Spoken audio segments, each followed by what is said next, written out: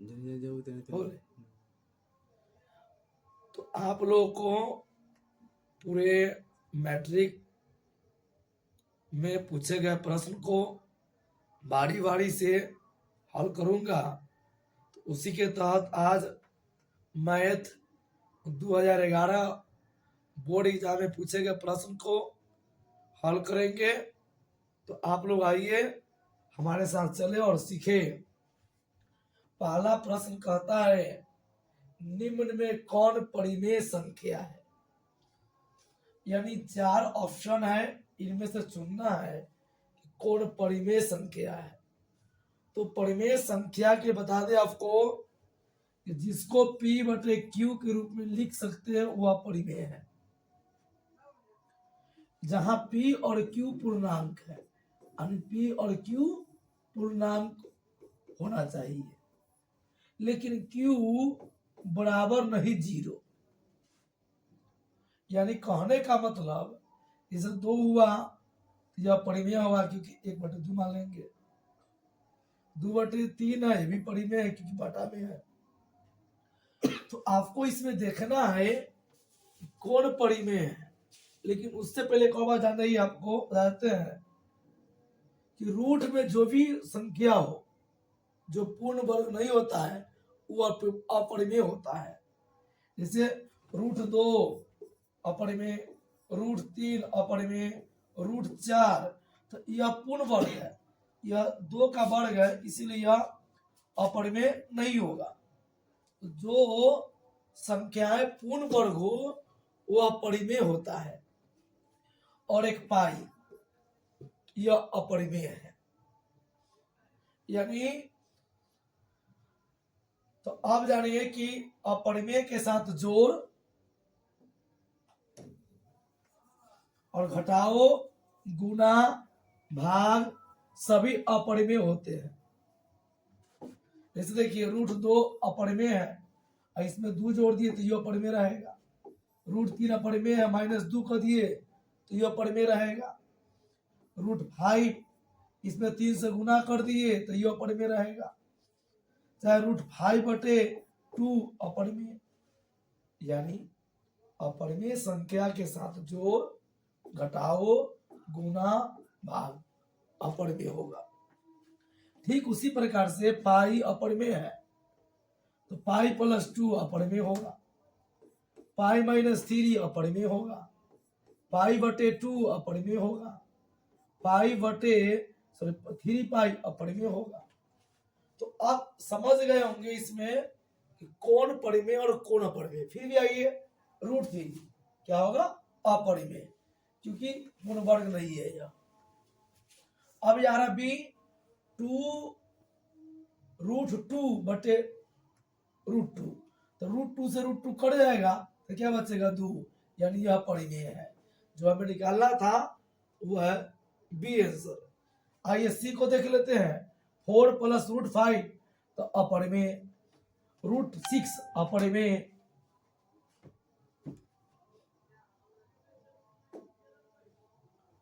दूसरे प्रश्न की ओर आते हैं।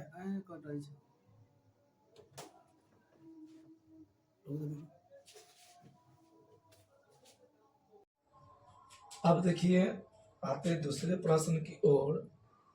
कहता है किसी धनात्मक पूर्णांक a तथा b के लिए मस ab गुणे लस ab।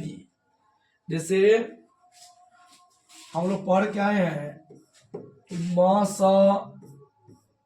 ab, यानी ab का मस है, ab संख्या हुआ, गुणे लस ab। तो हम पढ़े हैं कि मस गुणे लस बराबर पहली संख्या यानी a गुणे दूसरी संख्या। क्योंकि a भी संख्या है तो मस गुणे लस बराबर पहली संख्या गुणे दूसरी संख्या। तो हम देख रहे हैं सी आंसर इसका।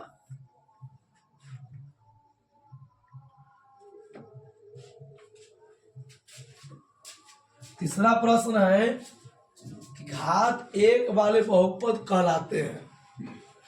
तो घात 1 वाले बहुपद को रैखिक बहुपद कहते हैं।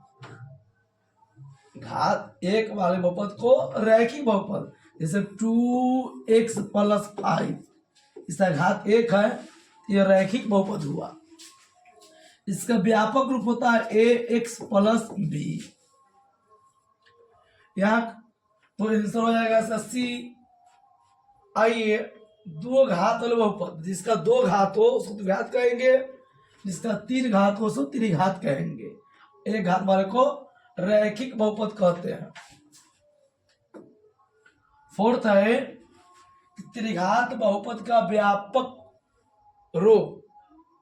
तो देखिए, इसे रैखिक बहुपद का व्यापक रूप ax + b, द्विघात बहुपद का ax² + bx + c,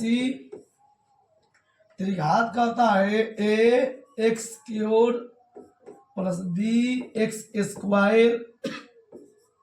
+ cx + d।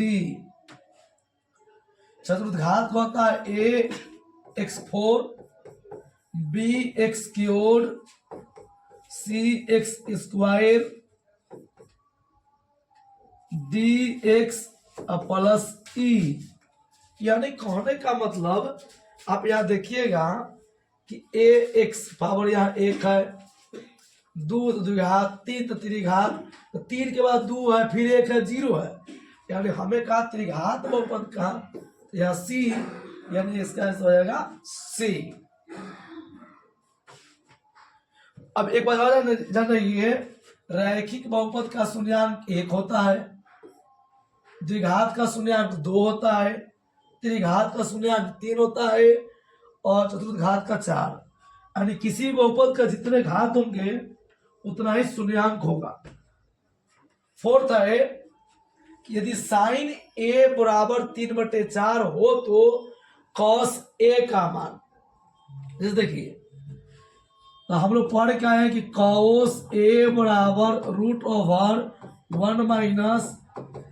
- sin²a, यानी 1 - 3/4 के स्क्वायर, यानी 1 - 3 के स्क्वायर 9 और 4 के 16, यहाँ जाएगा 16, नीचे एक लेंगे, 16 - 9 यानी 7/16।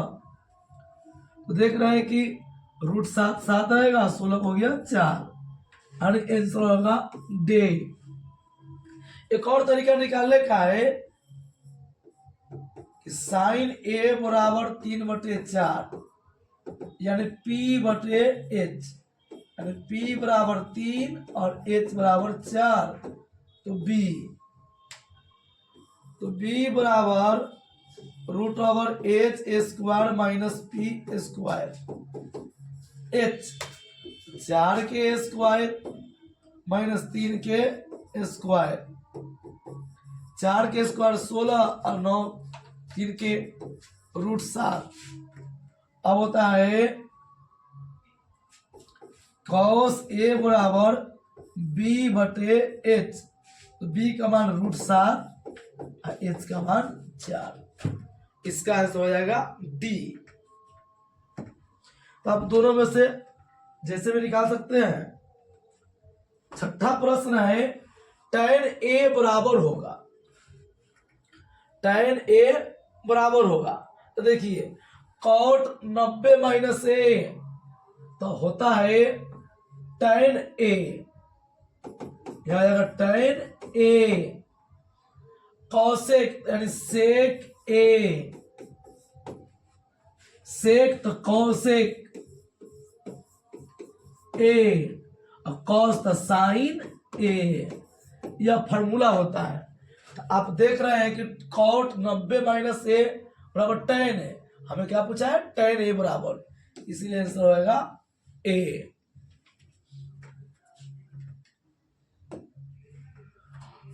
किसी बिंदु के x अक्ष से दूरी उस बिंदु का क्या कहलाता है।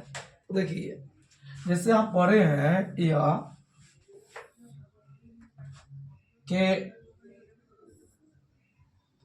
कि x अक्ष हो गया, और ये y अक्ष है।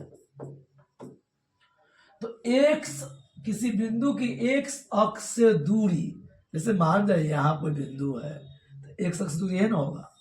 तो आप क्या देख रहे हैं कि y तरफ बढ़ रहे हैं, चाहे अगर बिंदु इधर है, मान लीजिए यहाँ बिंदु है तो आप इधर आ रहे हैं तो करने बढ़ रहे हैं y बगल, तो y क्या कहते हैं, y की वैल्यू को कोटि।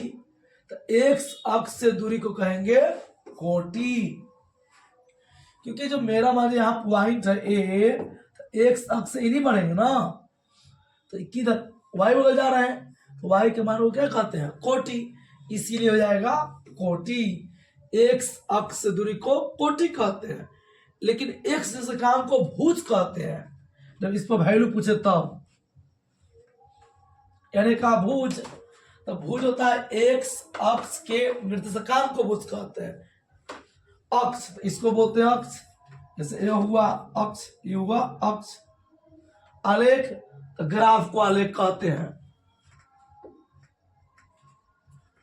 निम्नलिखित में कौन वृत्त के क्षेत्रफल है, तो देखिए वृत्त का क्षेत्रफल तो हम लोग पढ़े हैं कि पाई आर स्क्वायर वृत्त का क्षेत्रफल होता है, तो 2 पाई आर तो परिधि होगा,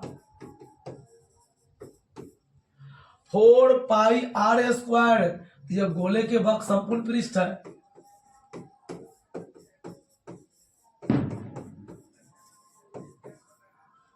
पाई आर स्क्वायर तो यही है वृत्त का क्षेत्रफल। और यह फॉर्मूला गलत है, किसी का नहीं होगा, यानी आंसर होगा सी।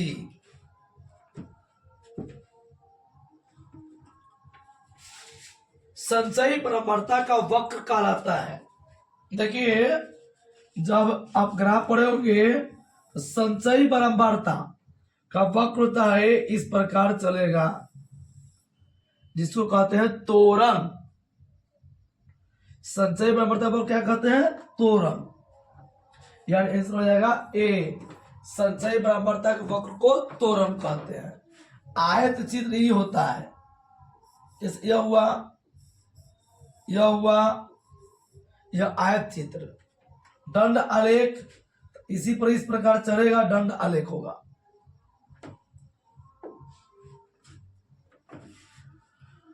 अब आते 10वें प्रश्न की ओर कि यूक्लिड विभाजन एल्गोरिथ्म दो धनात्मक पूर्णांक के निम्न में से किसे परिकलित करने का तकनीक है। तो देखिए यूक्लिड विभाजन से लसा नहीं निकलता है, गलत है, मौसा निकलता है। क्या निकलता है, मौसा।